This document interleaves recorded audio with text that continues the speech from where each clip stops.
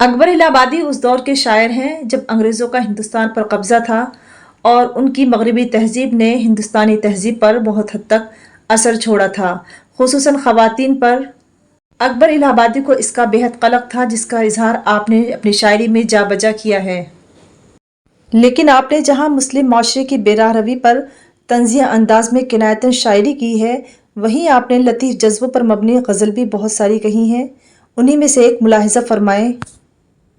غمزہ نہیں ہوتا کہ اشارہ نہیں ہوتا، غمزہ نہیں ہوتا کہ اشارہ نہیں ہوتا، آنکھوں سے جو ملتی ہے تو کیا کیا نہیں ہوتا۔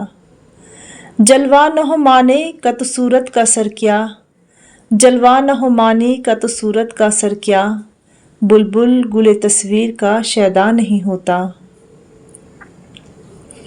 اللہ بچائے مرض عشق سے دل کو، اللہ بچائے مرض عشق سے دل کو، سنتے ہیں کہ یہ عارضہ اچھا نہیں ہوتا۔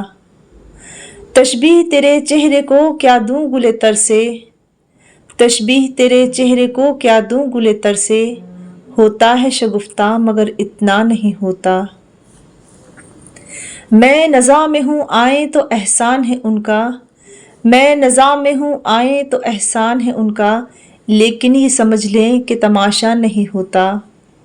ہم آہ بھی کرتے ہیں تو ہو جاتے ہیں بدنام، ہم آہ بھی کرتے ہیں تو ہو جاتے ہیں بدنام، وہ قتل بھی کرتے ہیں تو چرچا نہیں ہوتا۔ غمزہ نہیں ہوتا کہ اشارہ نہیں ہوتا۔